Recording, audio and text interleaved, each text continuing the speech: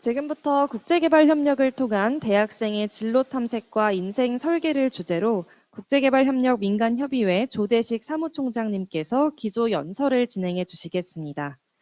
조대식 사무총장님께서는 대한민국의 외무공무원으로서 전 세계 여러 나라에서 외교 업무를 수행하셨고 지난 2018년에 국제개발협력 민간협의회 사무총장을 역임하셨습니다.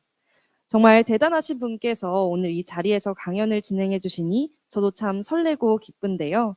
그럼 조대식 사무총장님을 무대 위로 모시겠습니다. 여러분 힘찬 박수 부탁드립니다.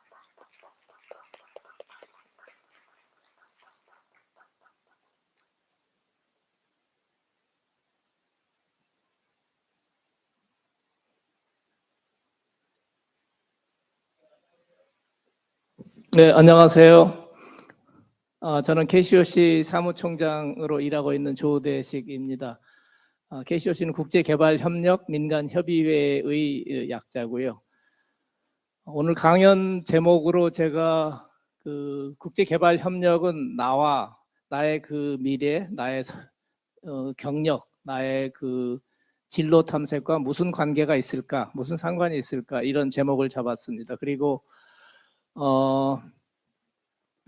이 소제목으로는 국제개발협력을 통해서 이 대학생, 청년들이 어떻게 그 진로 탐색 그리고 경력을 설계해 나갈 수 있을까라는 이 소제목을 잡았고요.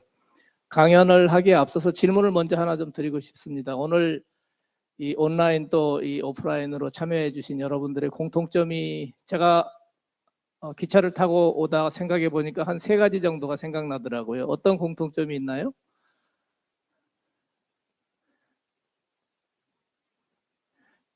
다 아시죠? 여러분들은 아마 알고 계실 것 같습니다. 우선 관심사가 하나 공통 관심사를 가지고 있죠. 국제개발협력이라는 이러한 주제 또 분야에 대한 관심사. 두 번째는 세대, 청년 세대죠, 여러분들은.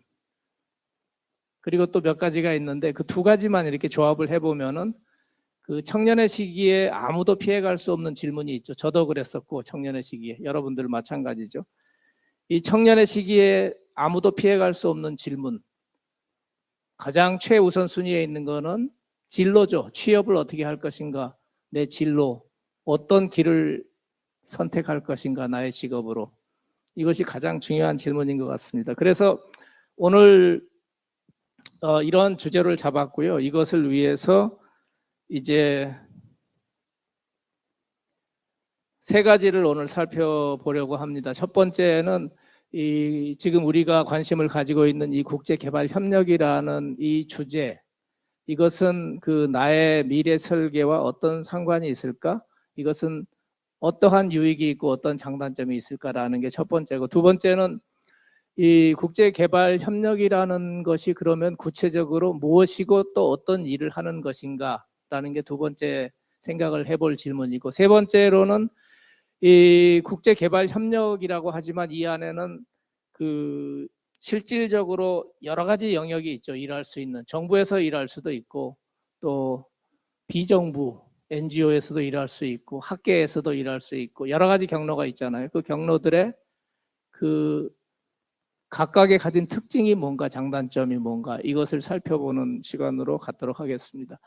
지금 우리가 가지고 있는 그 질문에서 특징이, 사실 이 질문은 답을 우리가 학교 안에서 찾을 수가 없는 것이죠. 이건 현장으로 가야 되는 것이고, 이것은 교과서에 책에 나와 있는 것이 아니죠.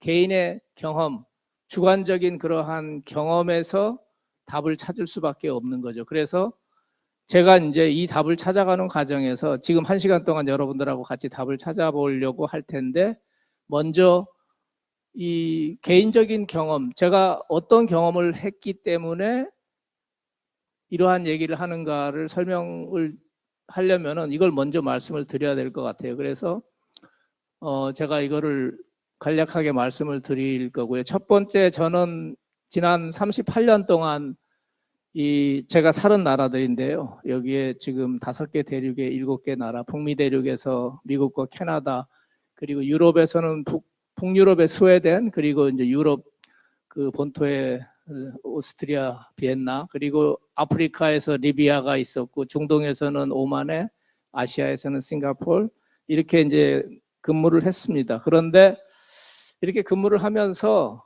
보통 이렇게 근무를 하면서 외교관들이 겪지 않는 일을 세 가지를 해봤거든요. 그 첫 번째가, 되게 이제 일을 할 때 우리는 정부 쪽에 들어오면 공직에서 되게 일을 한 군데서 하는 것이 이제 많은 경우인데, 저는 그 정부에서도 일을 했고 지금 현재 민간 쪽에서 이제 일을 5년 차가 됐고요. 그리고 또 국제기구에서도 일을 해보고, 그래서 보통 이 세 군데를 다 한 경우는 많지는 않은데, 저도 이제 그런 경험을 한 게 좀 다른 점이고요. 또 한 가지 다른 점은, 보통 이 전쟁터에서 외교관으로 우리가 근무를 한다고 하지만 전쟁터에서 실제 전쟁터 속에서 살아보는 또는 거기서 일을 하는 경우는 많지 않은데, 저는 11년 전에 리비아에서 내전이 있을 때 그 내전의 현장에서 실제로 그 머리 위로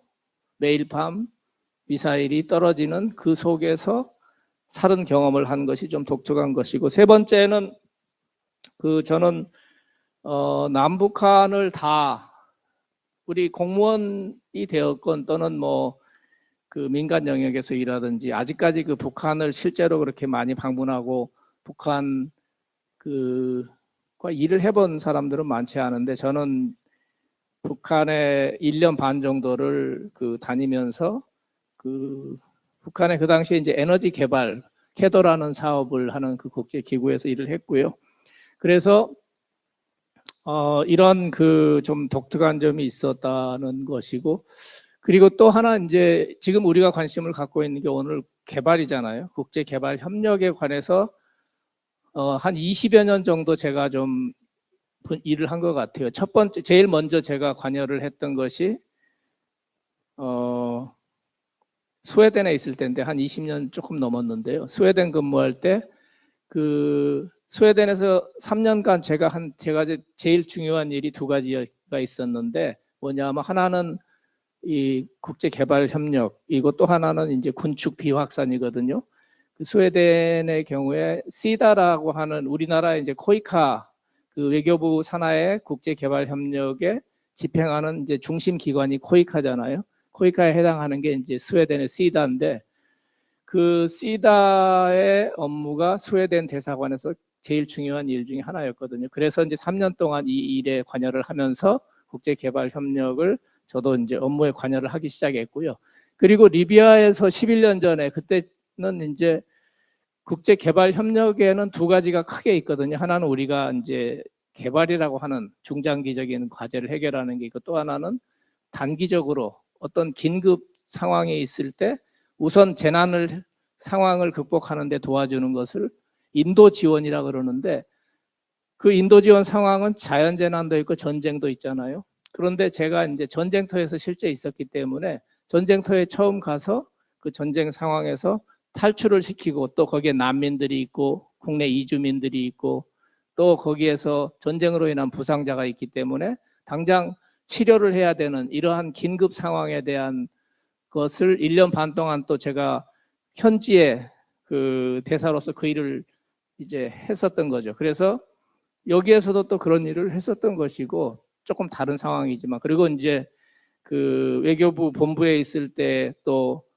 이 코이카에 관련되는 코이카의 조직이라든지 또 인력 예산 확보하고 이런 일들을 하면서 또 본부에서도 관여를 했고, 이렇게 해서 정부 속에서 제가 경험해 본 게 되게 국제 개발 협력에 연관된 이런 일들을 했던 것 같아요. 그리고 민간 쪽에 와서도 한 20여 년 정도가 제가 이제 민간 쪽에서 국제 개발 협력 쪽에 이제 관여를 했는데, 처음에 제가 했던 것이, 여러분들 중에서도 지금 그러한 NGO 단체들의 구호 개발 NGO 단체들의 한 달에 몇만 원씩 후원자로서 이렇게 기부를 하는 분들이 있잖아요. 저도 이제 처음에 그걸로 시작을 했었죠.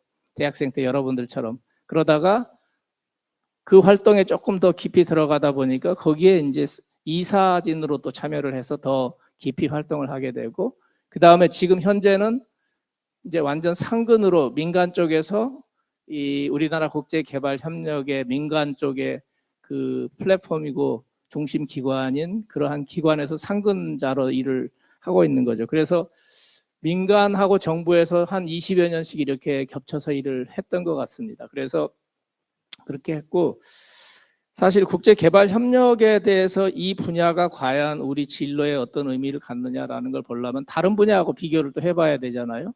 그래서 제가 다른 분야 근무한 걸 두 가지만 말씀드리고 이제 넘어갈 텐데, 저는 이 정부에 있으면서 안보 평화, 북한 핵 문제 해결 이런 쪽에 또 오래 관여를 했었어요. 그래서 비엔나에 있을 때는 이제 국제 원자력 기구라고 북한의 핵무기 그 개발을 저지하는 이러한 그 중심적인 어떤 기구였는데, 중요한 기구였죠. 여기에 이 기구를 상대로 한 5년 정도 일을 했었고요. 그 다음에 또 핵무기도 있고, 세상에는 그 안보 문제에 중요한 게 이제 화학 무기도 있고 또 재래식 무기가 있는데, 이러한 그 CTBTO는 이제 화학 무기 또 재래식 무기 이러한 것들이 관련되는 이러한 기구하고도 이제 일을 했고요.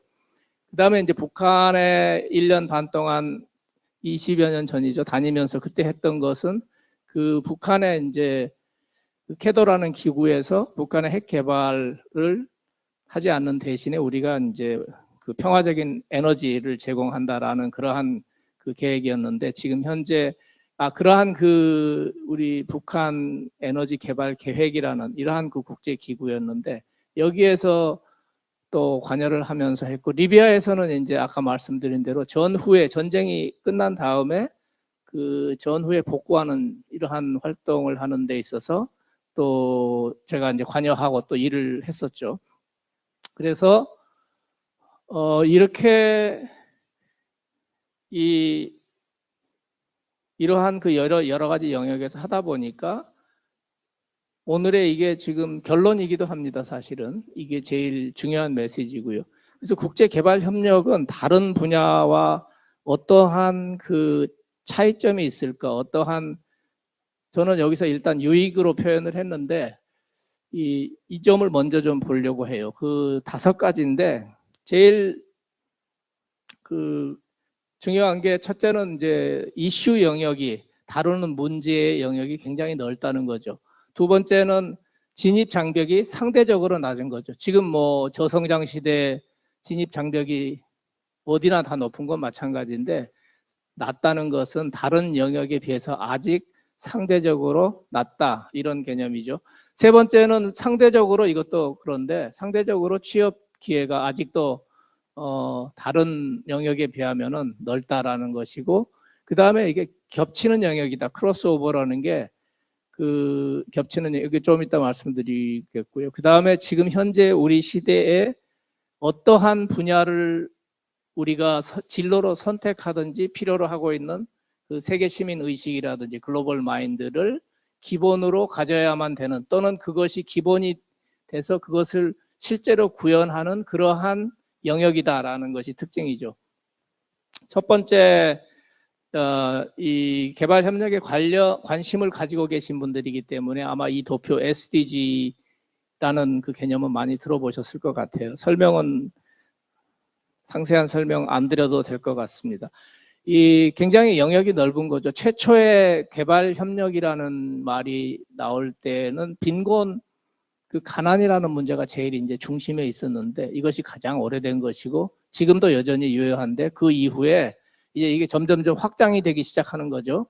그래서 우리가 이제 이 가난이라는 문제를 해결하려고 하다 보니까 그 문제의 근본적인 것들을 해결해 나가지 않으면 문제가 풀리지 않는다라는 그 깨달음을 얻어가면서 이 모든 정부 그리고 모든 민간 기구 NGO들, 이러한 주체들이 이러한 각성에 따라서 자꾸 이제 이 연관된 문제들을 풀어야겠다라는 것이 집결된 것이 이제 SDG라는 이름으로, 그래서 지금 지구촌에서 우리가 공동의 목표로 설정을 해서 가지고 있는 거죠. 그래서 이 안에는 그 인권 문제라든지 또 기후변화 환경 문제, 이러한 기본적인 또 구조의 문제, 거버넌스의 문제라든지 이런 문제들을 풀어내지 않으면 안 되겠다라는 것이고, 이 안에 이제 이게 큰 주제만 17개고 작은 세부로 들어가면 지금 170여 개에 해당하는 그러한 의제들을 가지고 있는 거죠. 근데 다른 영역에서 우리가 딴 분야를 진출하려고 한다고 하면은 이렇게 넓은 그 이슈 영역을 가지고 있는 그러한 분야는 없는 것 같아요. 제가 경험해 본 몇 가지 분야에서만 비교를 해보면은 상대적으로 낮은 진입 장벽, 두 번째 말씀드렸는데, 낮은 진입 장벽이라는 것은 지금 현재 그 우리가 취업을 하려고 할 때 가장 뽑는 사람 입장에서 제일 중요시하는 것은 직무 경험이거든요. 경험이고 그것이 가장 중요하고, 여러 가지 추상적인 이런 말들, 뭐 창의성이니 뭐 이렇게 쭉 좋은 말들이 나오잖아요. 그것은 상당히 이제 레토릭에 가까운 것이고, 실질적으로 사람을 뽑는 데는 일할 수 있는 사람을 뽑는 거지, 창의성을 어떤 식으로 우리가 그것을 판단할 수 있으며, 그래서 우리가 이러한 것에서 레토릭과 실제를 잘 구분할 필요가 있고요. 그래서 여기서 이제 중요한 게 그 직무 경험을 얻는 건데, 경험을 얻으러 들어가는 인턴 자체가 요즘은 어렵잖아요. 들어가는 게 어디나 어려운데, 상대적으로 마찬가지로 여기는 이제 길이 넓다는 그런 점에서 이 유익이 있는 거죠. 상대적으로 또 이 지금 저성장 시대에 모든 문이 다 좁아져 있는 것이 우리가 직면하고 있는 기본적인 현실이죠. 기본값은 그런데 그 안에서 상대적으로 그러면 또 그나마 나은데, 이 취업 기회 같은 경우가 개발 쪽에는 대개 보면은 크게 보니까, 제가 이제 이 세 영역을 다니면서 보니까 한 80에서 90% 사이의 그 일자리 비중은 비정부 NGO 쪽에 있고, 정부 쪽에는 10% 이내에 다 합쳐봤자 10% 이내거든요. 그리고 국제기구나 학계나 이런 걸 다 합치면 한 5% 정도? 이 정도 되더라고요. 그래서 이제 예를 들어서 NGO 경우 한번 제일 큰 그 취업의 기회, 일자리를 가지고 있는 그 관점에서 보면은, 대표적인 NGO 같은 경우가 지금 우리나라의 하나의 NGO가 직원이 4,000명이거든요. 그리고 연간 지금 모금하고 하는 모금을 플러스 재정 규모가 한 3천억 정도가 되고, 지금 한 50여 개국에서 활동하고 있는, 이게 이제 NGO 단체 하나가 그런 것이고, 또 다른 이거는 이제 글로벌 그 INGO라고 부르는 건데, 이 INGO 경우는 한 100여 개국에서 활동하고 있는데, 한국 이 뭐 챕터라 그럴까요? 한국의 그 본부 자체는 한 1,000여 명 되는데, 이 지구촌 전체로 하면 한 4만 명쯤 되거든요. 그러면 이 4만 명이라는 것은 우리가 흔히 알고 있는 유엔이라는 그 조직이 지금 4만 명 내외가 되거든요. 그러니까 유엔이라는 그 조직 전체에 해당하는 거를 NGO 한 단체가 이 정도 규모의 이러한 그 활동을 하고 있는 거죠. 그런데 이 부분이 이제 되게 굉장히 잘 모르는 거죠. 정부에 있는 경우도 학생들 경우는 더 알기가 어려운 부분이죠.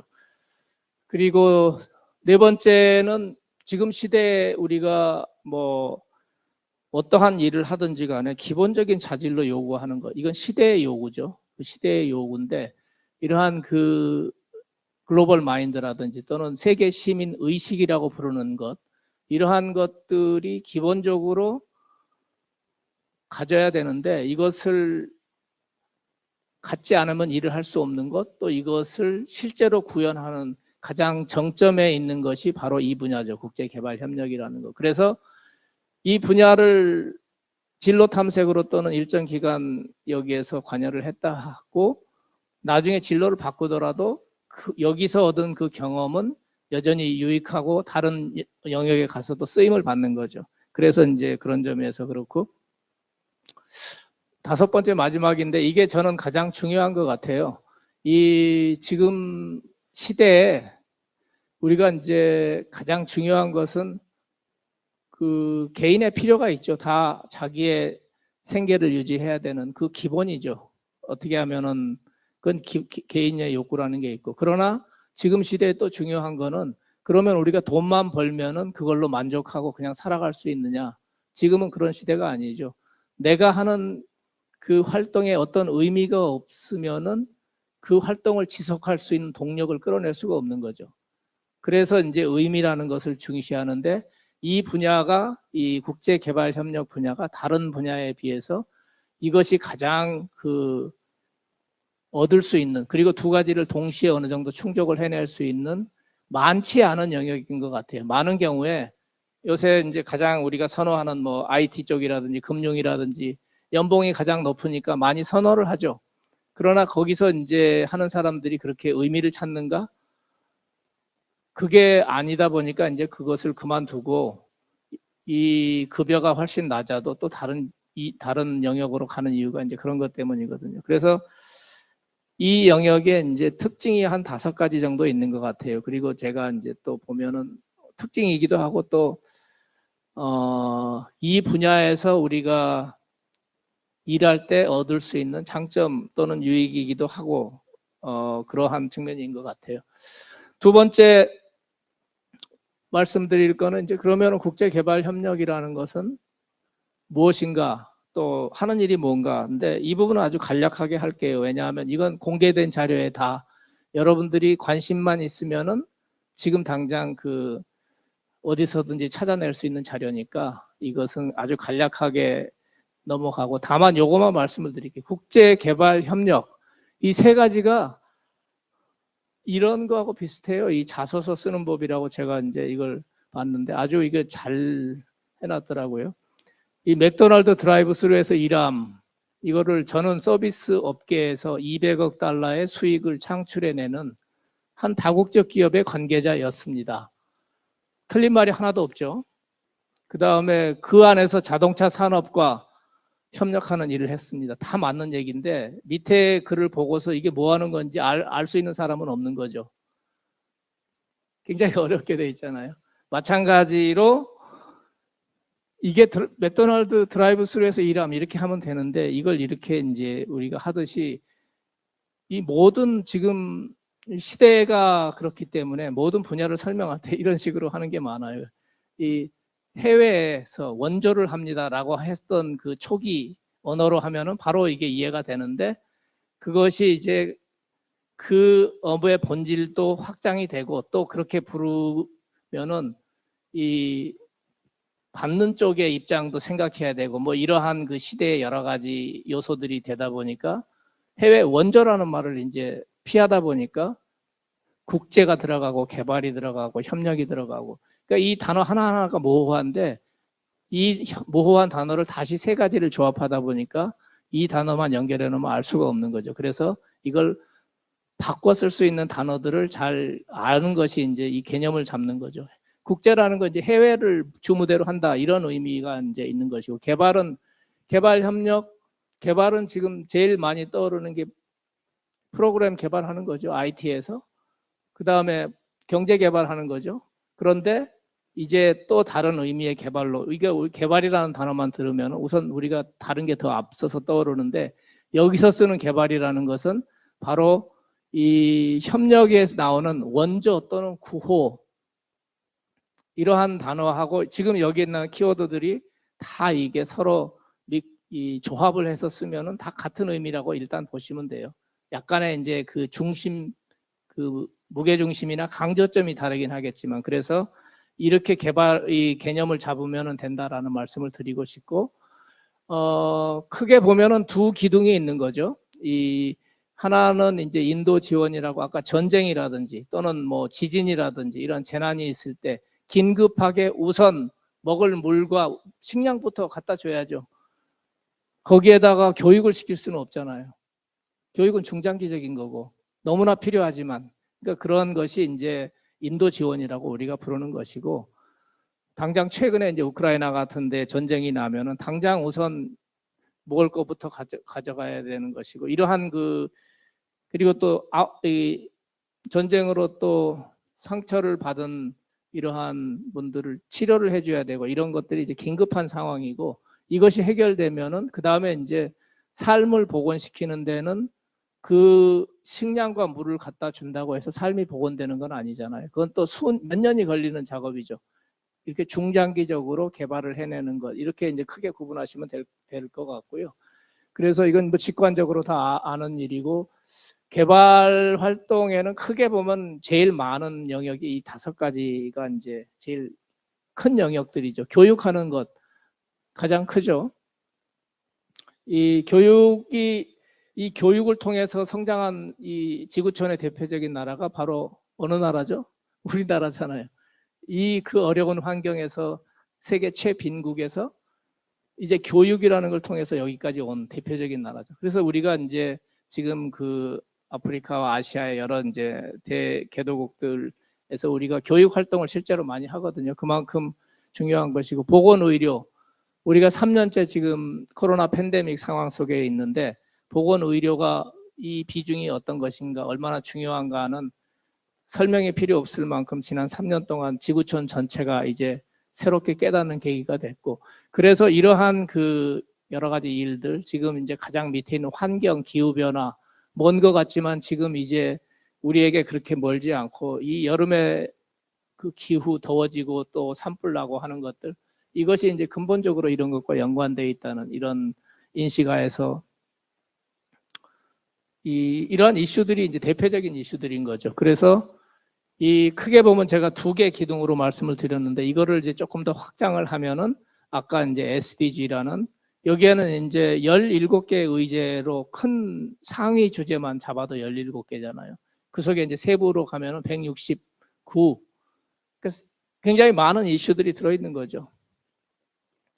세 번째, 이제 그러면은 세 번째 저희가 생각해 볼 질문은, 이 진출 경로가 여러 가지 제가 있다고 그랬잖아요. 여러 가지가 있거든요.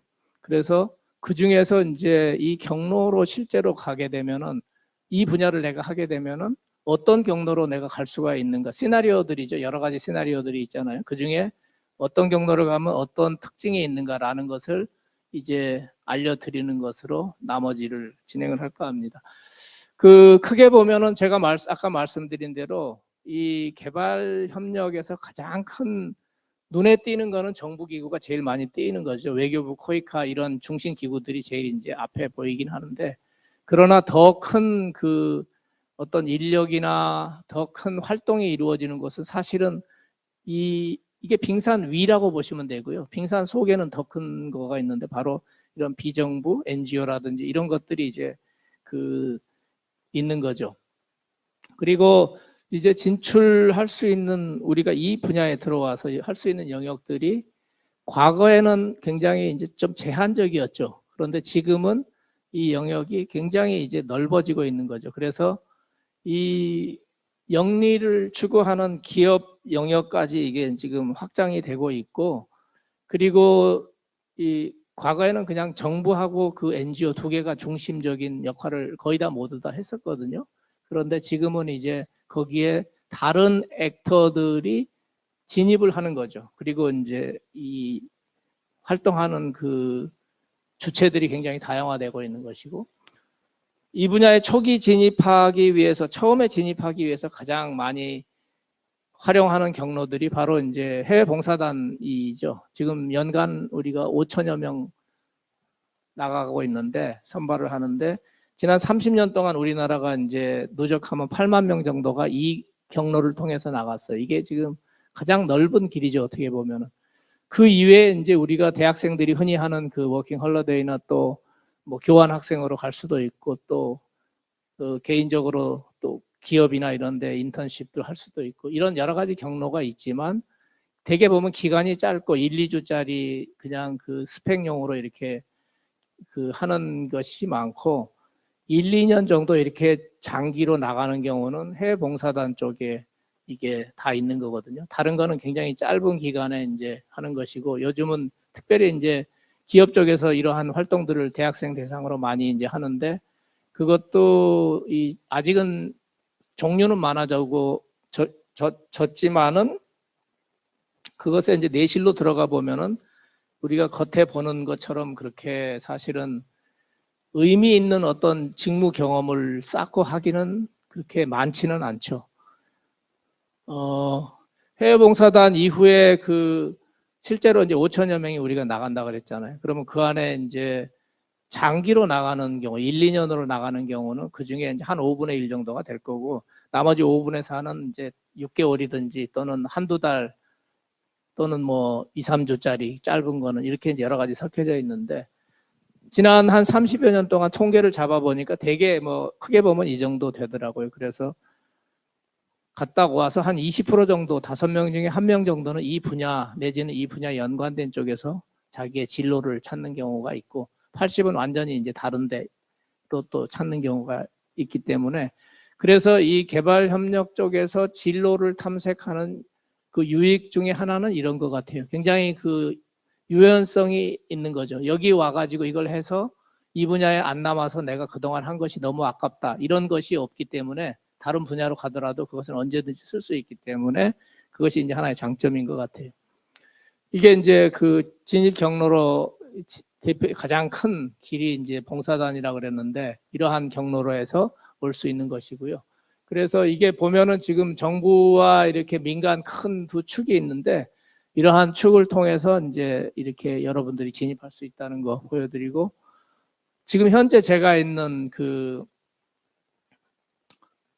민간 쪽에 잠깐 설명을 드리면은, 이 KCOC 같은 데에 현재 140여 개의 단체들이 모여 있는데, 아까 제가 대표적인 큰 단체들도 말씀드렸지만 그러한 이제 대형 단체도 있고 또 중소, 이러한 여러 가지 규모가 있는 거죠. 그래서 이 140개 단체를 만드는 것이 440만 명의 후원자들, 440만이라는 건 지금 현재 2만 원에서 3만 원씩 매달 어떤 그 구호 이런 단체들에 내잖아요.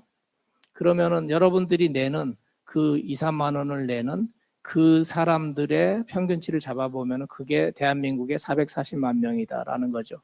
그래서 생각보다 작은가요? 많은가요?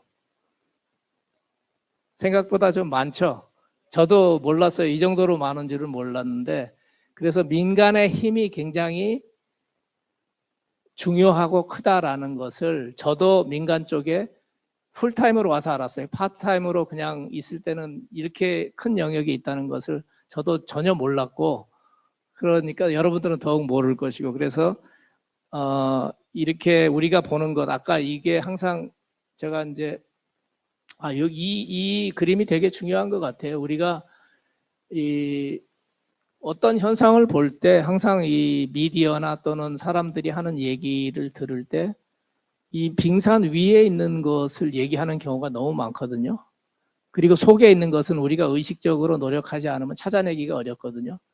그러니까 들려오는 것을 그대로 다 아무 생각 없이 받아들이면 우리는 밑에 있는 그 80을 놓쳐버리는 경우가 많기 때문에, 이걸 항상 이 빙상 그림을 생각하는 것이 좀 중요하다라는 생각이 들고, 실제 진출 사례, 이제 한 30분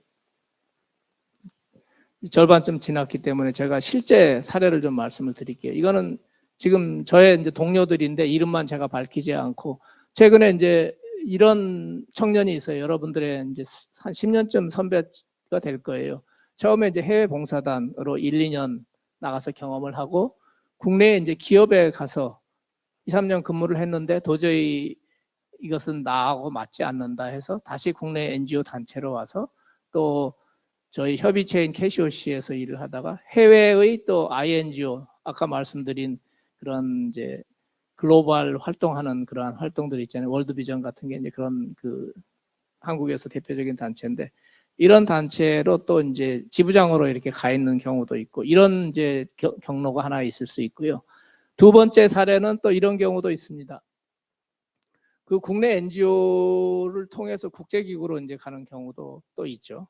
그 국내 NGO에 처음에 이제 근무를 하고, 그 다음에 이 청년의 경우에는 이제 국제개발협력이라는 걸 해보니까 이게 자기가 이 석사 박사까지 좀 하고 싶다. 그래서 영국에 그 석사 과정을 어플라이를 하려고 봤더니 석사 과정에 국제개발협력이 그 분야가 너무 많은 거예요. 그래서 어떤 분야를 해야 될지 도저히 판단이 안 돼서 이게 내가 현업에서 몇 년을 일을 좀 해보자. 그래서 이제 코이카 그 지역 사무소에 이렇게 근무를 좀 하고 그 다음에 또 1년을 하고 또 KCOC 와서 여기서 이제 4년을 근무를 하고 그리고 하는 과정에서 UNDP라고 이제 그 이 개발 협력에 관련된 이제 유엔 기구죠. 여기에서 오프닝이 나와가지고 동남아시아 어떤 나라에 이제 계약직으로 3년을 갔다가 그게 정규직 다시 TO가 나와서 이렇게 이제 이동하는 이런 경우도 또 하나 지금 현재 일하고 있는 청년이 있고요. 또 하나는 여기는 이제 정부에서 일하는 케이스죠.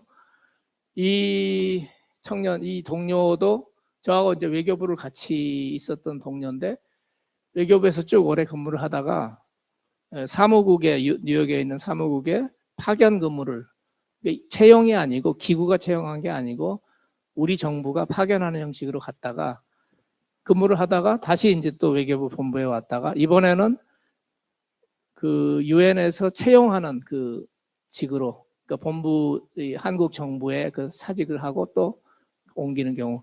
그래서 이러한 여러 가지 그 정부도 있을 수 있고 민간도 있을 수 있고 NGO 그리고 또 국제기구 이러한 경로들이 이제 국제개발협력 안에서 내가 갈 수 있는 대표적인 경로들 중에 하나죠. 이게 세 가지 정도가 가장 대표적인 길이 되겠죠.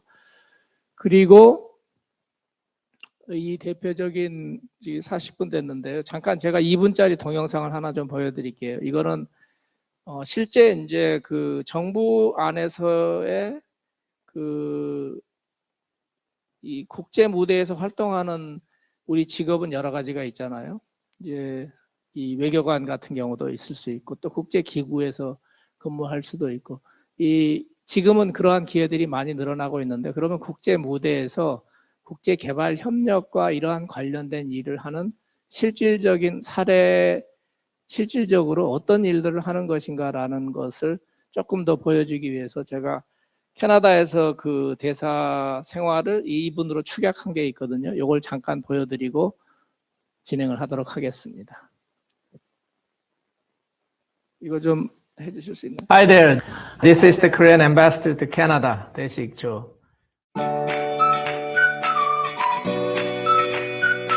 I'd like to share with you my experience with Canadians. Over the past 2 years, I met with 26,000 Canadians face to face. And I traveled all across Canada. Canada is a big country, 100 times bigger than Korea. So it took me 2 years to visit all the provinces and territories. It was a really rewarding experience because I was able to get a sense of what it means to be Canadian. Whenever I travel, the first group I meet with are from government and industry because improving trade and security relations is first on the agenda. This is what we call traditional diplomacy. But I don't stop there. I move on to the groups in the local community. Our respect for these Canadian soldiers and Canadian people has not diminished after even more than 60 years. The legacy of Korea today, 50 million Koreans are living in a free and vibrant democracy, in one of the most dynamic economies in the world. Korea became and remains a strong and proud ally of Canada. This is our shared legacy.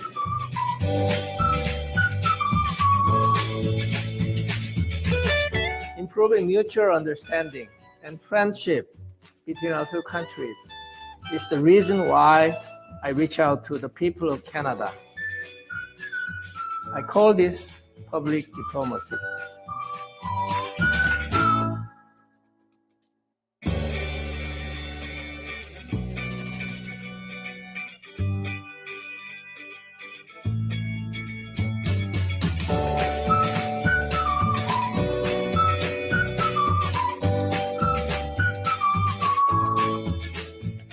I always try to strike a balance between these two paradigms, traditional diplomacy and public diplomacy. This is how I meet with Canadians. This is how I know the real Canada.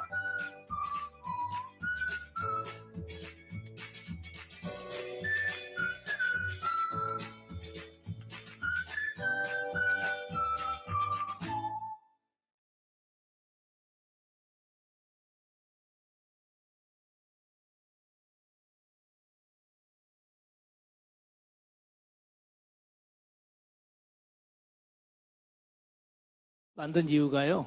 저희 둘째 아이가 중학생 때인데 이 싱가포르에서 근무할 때였는데 하루는 집에 와서 아빠는 사무실 나가면 뭐 하는 사람이야? 밖에 나가서는 도대체 무슨 일을 하는 거야? 중학교 애가 이제 물어보더라고요. 그래서 말로 설명을 아무리 해도 이게 되지가 않고, 그러면은 이 외교관 또는 이 국제 무대를 활동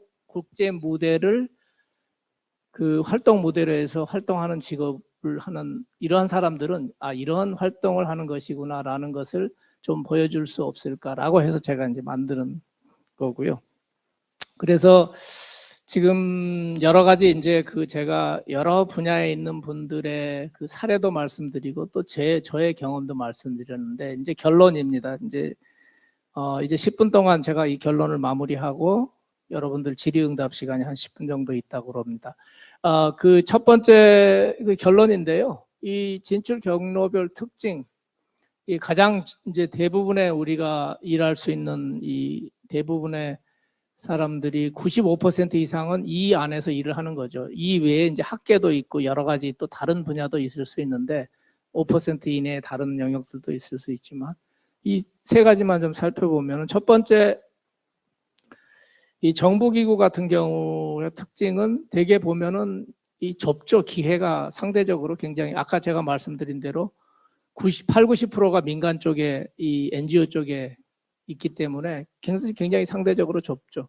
그리고 진입 장벽이 높은 것이고 이 급여 측면에서는 비정부보다는 정부가 높죠. 이게 이제 정부 쪽을 선호하는 이유 중에 하나고, 그 다음에 또 하나 정부는 상대적으로 이 관료의 그 튼튼한 시스템이 있기 때문에 개인이 할 수 있는 영역이 상대적으로 제한되는 거죠. 왜냐하면 시스템이 제한돼 있고 이게 오랜 축적된 관료 시스템이기 때문에 그것은 중앙정부가 됐건 또는 그 실행을 하는 어떤 산하 기관이 되었건 동일한 거죠.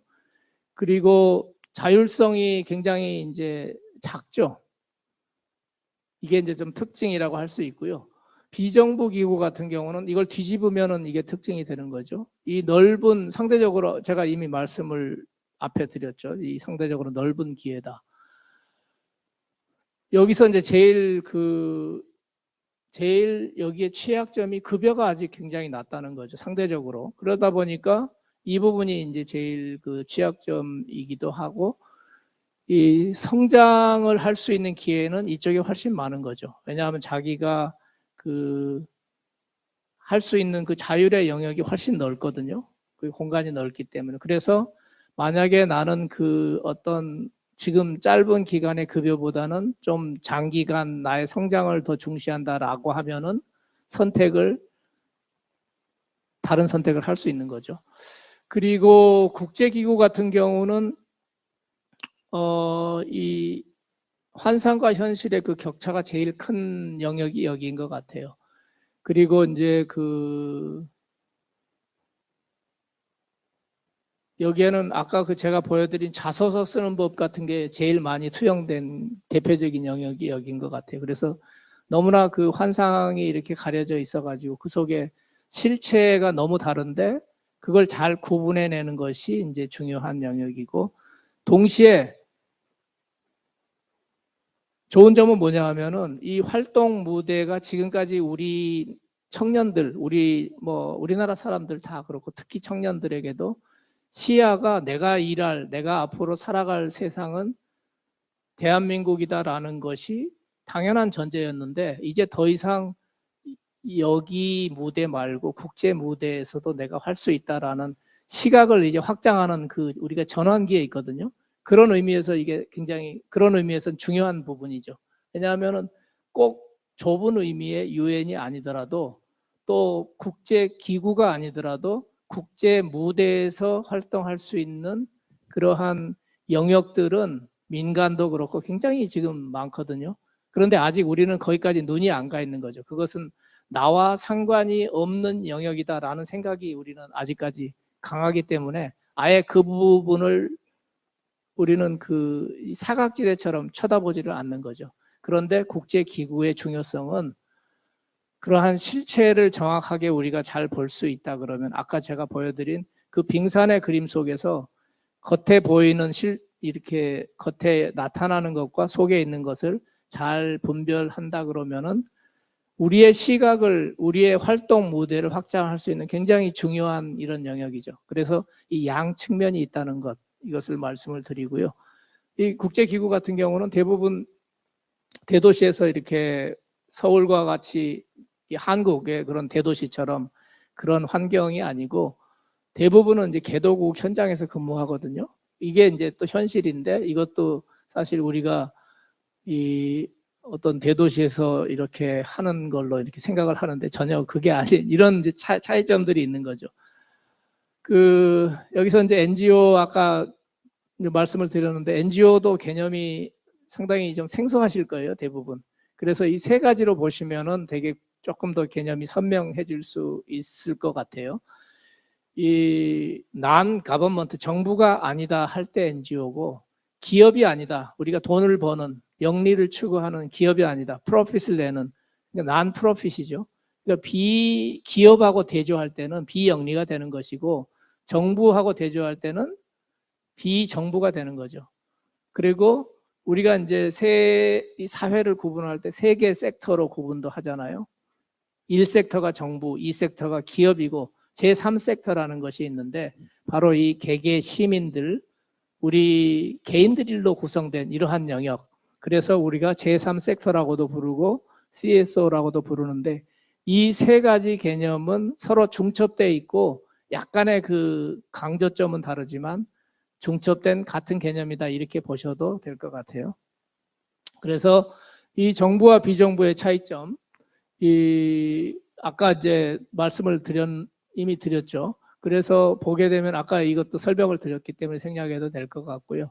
그래서 KCOC 같은 경우에 지금 140여 개의 단체들이 이렇게 활동을 하고 있는 것이고, 이 또 차이점 중에 중요한 것은 정부하고 비정부에서 이 현장성하고 이 현장으로 가느냐, 직접 수혜자 주민들과 접촉을 하면서 활동하는 것인가, 아니면은 책상에 앉아서 정부하고 상대를 하는 것인가에 또 그게 이제 중요한 차이점이죠. 그래서 현재 여기는 이건 숫자는 뭐냐 하면은 KCOC에서 440만 명이 후원을 해서 140여 개의 단체를 만들어서 우리가 돕고 있는 지구촌의 나라들이 100개국이고 돕고 있는 사람들이 지금 직접 수혜자 1대1 수혜자가 2천만 명이고 이것을 간접까지 하면 한 5천만 명쯤 되거든요. 그러면은 1인당 5명 개도국의 가족이 된다고 치면은 우리가 지금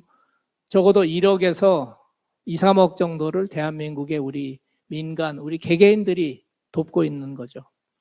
그리고 이건 실제 현장에 들어가 있는 것이. 그래서 이게 이제 굉장히 그 차이가 있는 부분, 현장 경험에. 그리고 이제 이것도 저 진입 장벽의 문제는 제가 설명을 이제 드렸고요. 이게 이제 사실은 굉장히 이제 그 중요한 부분이고 이 진로를 좌우하는 또 중요한 부분인데 이런 이제 서로의 장단점을 가지고 있음에도 불구하고 이 의미와 성장을 추구하는, 그래서 여러분들의 선택은 이거인 것 같아요. 나에게는 연봉이 중요하다, 이것 외에는 없다라는 사람은 이런 곳에 오면 안 되고요. 또 나는 그것만으로 사는 사람이 아니다, 어떤 의미와 나에게 그 성장 기회 이런 것이 아니고서는 그것이 없이는 나는 또 어떤 그 일을 하는데 만족을 얻을 수 없는 사람이다. 이 성향과 자기의 그것을 다 분석해서 여러분들이 선택을 해내시면 되고요. 그리고 마치 대기업에 취직하는 거나 스타트업에 취직하는 거하고 약간 유사한 그런 것으로 보시면 될 것 같아요. 그래서 이러한 그 차이점들,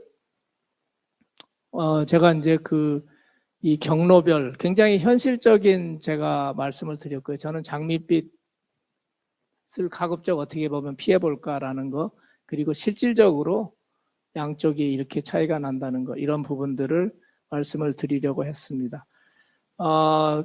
여러분들이 이러한 앞으로 국제개발협력 분야를 선택하실 때 여러분들의 이 진로를 선택하실 때 지금 이러한 것들을 참고해서 하시면 좋을 것 같습니다. 강의를 경청해 주셔서 감사합니다. 예. 오늘 한 10분 정도 질의가 있다 그랬죠? 예. 그럼 네. 질의응답. 다시 한번 멋진 강연 해주신 조대식 총장님께 박수 드립니다. 지금부터는 질의응답 시간이 준비되어 있는데요. 먼저 현장에서 오프라인으로 참가하고 계신 청중분들의 질문부터 들어보도록 하겠습니다. 질문이 있으신 분은 손을 들고 기다려주시면 저희가 마이크를 직접 가져다 드리겠습니다. 질문이 있으신 분은 손을 들고 기다려주시면 저희가 마이크를 가져다 드리면 직접 총장님께 질문을 해주시면 되겠습니다. 혹시 질문 있으신 분 계실까요? 네, 아직은 조금 더 시간이 필요하신 것 같군요. 그러면 저희가 청중분들이 사전에 등록을 하실 때 미리 질문을 주신 분들이 있습니다. 그분들의 질문을 제가 대신 읽어드리겠습니다. 먼저 첫 번째 질문은 이제 현재 국제개발에 있어 필요한 가장 중요한 시사점이 무엇인지, 그리고 또 그 시사점에 어떻게 다가가야 할지 궁금하다고 질문을 주셨습니다. 어떻게 생각하시나요, 총장님? 그 시사점이 어떤 의미에서 말씀하신 거는 제가 정확하게 약간 불분명한데, 이런 지금 국제개발 협력을 쳐다볼 때 청년이 좀 관심을 갖고 봐야 될 점이 무엇인가, 이렇게 질문을 제가 만들어 가지고 하면은, 청년들에게 국제개발 협력 분야에서 지금 관심을 가져야 될 중요한 지점은 지금 현재 이 국제개발 협력이라는 분야에 대한 이것을 막는 또는 저항하는 이 흐름이 되게 강하거든요. 그러니까 각자 지금 위기의 시대이다 보니까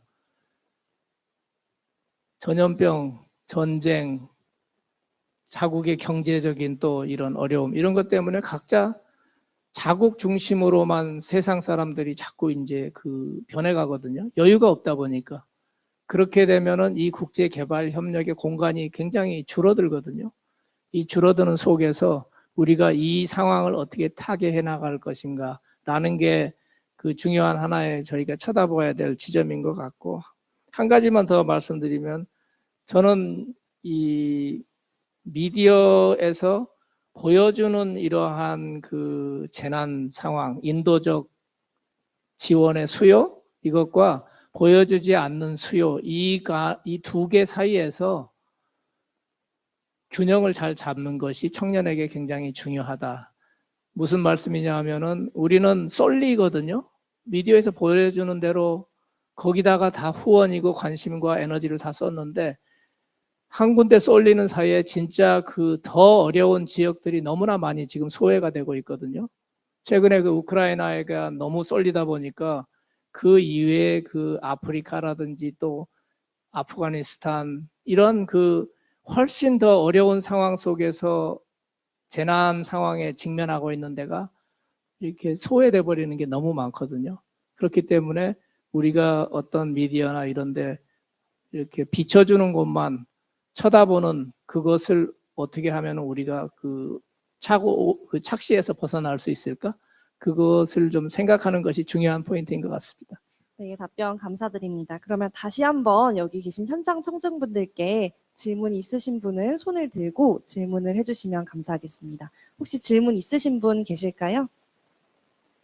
네.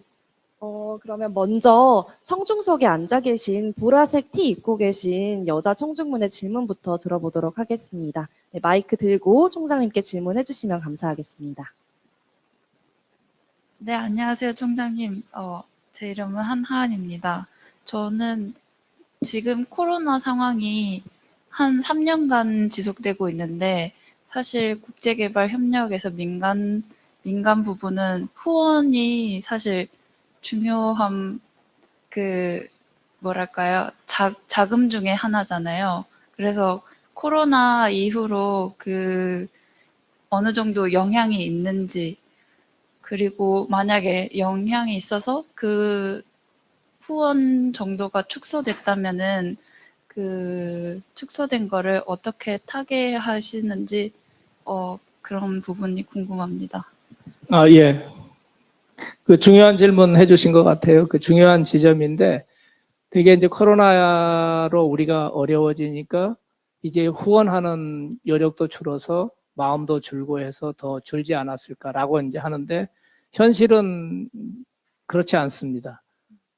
최소한 유지가 되고 있고 또 어떤 데는 늘어난 데도 있고 그래서 코로나 때문에 이게 민간 후원의 경우에는 결코 위축되지 않았다.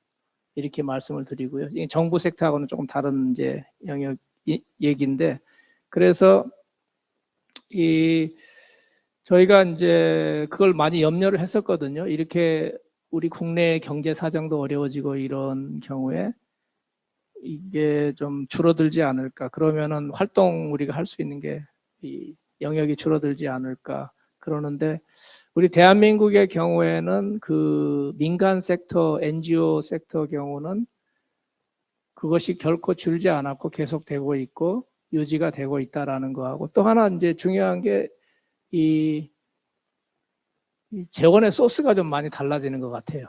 그게 이제 지금 하나의 변화죠. 그 속에서. 그러니까 겉에 보이는 총량은 변화하지 않고 약간 오히려 증가세에 있긴 한데 그 안에 있는 그 구성 어디서 나오는가 이게 지금 많이 빠른 속도로 변화하고 있거든요. 그리고 또 우리가 모금을 하잖아요. 모금을 하는데 모금의 방식도 변화가 되고 있거든요. 과거의 전통적인 우리가 지난 수십 년 동안 그 해왔던 방식과 이 디지털 전환이 최근에 2, 3년 동안 더 급속한 속도로 이루어지게 됨에 따라서 이 지원을 하는 방식 이것도 굉장히 달라지고 그래서 많이 달라졌다. 그것이 이제 변화라면 변화라고 할 수 있을 것 같습니다. 네, 답변 감사드립니다. 저희가 시간 문제로 마지막 질문 하나만 더 받고 끝내려고 하는데요. 아까 손 들어주신 박영우 참가자님께서 질문해 주시면 좋을 것 같습니다. 마이크를 가져다 주시면 좋겠습니다. 지금 온라인으로도 질문이 많이 들어오고 있는데요. 예. 저희가 시간 문제상 현장 청중의 질문만 듣고 기조연설을 끝내도록 하겠습니다. 네, 저는 정규 세션 1 참가자 박영호라고 합니다. 우선 기조연설 너무 감사드리고, 저는 좀 진로 관련해서 좀 질문을 드리고 싶은데, 아무래도 한국에서 뭔가 국제개발협력이라는 특정한 섹터를 진입하기 위한, 특히 이제 대학생 입장에서 진입하기 위해서, 기회가 그렇게 막 엄청 많이 제공이 되어 있는지, 그러니까 이게 뭔가 연관되거나 뭔가 국제 정치 이런 것들을 보면 많지만 뭔가 국제개발협력이라는 섹터를 놓고 봤을 때 그게 조금 제한이 되어 있다고 많이 느껴서 혹시 그런 진입을 하는 과정에 있어서 특히 entry level 커리어를 찾는 대학생들이 뭔가 좀 필수적으로 가져야 하는 예를 들면 PDM을 작성하는 방식이라든지 ODA 자격증이나 이런 것들을 혹시 채용하실 때 좀 더 우선순위로 보시는 게 있는지 이런 부분에 대해서 한번 여쭤보고 싶었습니다. 예, 지금 주신 게 아주 현실적인 이제 진로를 고민하신 분의 질문 같아요. 그런데 결론부터 먼저 말씀드리면은 PDM이나 이런 직무 스킬을 배우는 게 중요한 게 아니고요. 그런 것이 중요한 게 거기에 시간을 쏟게 되면은 이제 잘못 우리가 시간을 쓰는 것이고 그거보다 더 중요한 것은 자기의 국제 개발이라는 거 말고 다른 전문성이 필요한 거거든요. 그게 중요한 거거든요. 지금 지난달에 저희 이제 KCOC 예를 들어볼게요. 간호사 하던 분이 직원으로 이제 들어왔어요. 근데 이분은 이제 보건의료라는 전문성을 가진 그 자격증을 가진 분이잖아요. 이런 자격증을 가진 분이 왜 KCOC에 왔는가? 그리고 대학원 공부도 계속 해나가고 있거든요. 그런 이처럼 이 자기의 전문 분야 그리고 제가 조금 전에 아침에 그 기차를 타고 와서 기차역에서 저를 마주해 주신 청년의 경우 들어보니까 농업 경제를 하면서 개발하고 하더라고요. 바로 이렇게 개발이라는 것 하나를 가지고 하는 것이 아니고 지금 시대는 개발 플러스 자기가 가지고 있는 간호사 자격을 갖든지 또는 개발 플러스 농업 경제를 하든지 이러한 플러스 전문성이 있어야 되는 것이지 거기다 개발 안에서의 무슨 스킬을 PDM이고 개발 안에서의 뭘 하는 그게 중요한 게 아니거든요. 근데 그 부분이 되게 이제 청년들이 되게 좀 잘 모르시는 부분인 것 같아요. 그래서 지금 변호사가 3만 명이잖아요. 그런데 변호사가 과거에 이제 몇십 명 변호사일 때는 몇백 명일 때는 변호사라는 것 자체가 전문성이었잖아요. 근데 지금 3만 명이 되다 보니까 변호사라는 일반 타이틀 플러스 나는 무슨 담당 변호사, 뭐를 특화한 변호사, 이러한 그 새 분야를 갖지 않으면은 어려워지는 이제 시대로 가잖아요. 국제 개발도 동일한 거거든요. 국제 개발이라는 것 자체가 이 어떤 그 자기의 취업 가능성을 보장해 주는 게 아니거든요. 그 안에서 예를 들면 국제 개발 플러스 나는 회계 전문성을 가지고 있다. 그러면 두 가지가 결합되면 그건 굉장히 강력한 진입할 수 있는 게 되는 거죠. 그게 이제 제가 드리고 싶은 답입니다. 네, 총장님 답변 감사드립니다. 오늘 조대식 총장님의 연설은 국제개발 협력을 배우고 있는 학생들에게 꿈과 희망을 안겨주는 연설임과 동시에 또 진로를 고민하는 학생들에게 현실적인 조언도 해주신 것 같습니다. 오늘 기조연설 진행해주신 조대식 사무총장님께 다시 한번 큰 박수 부탁드리겠습니다. 네, 감사합니다.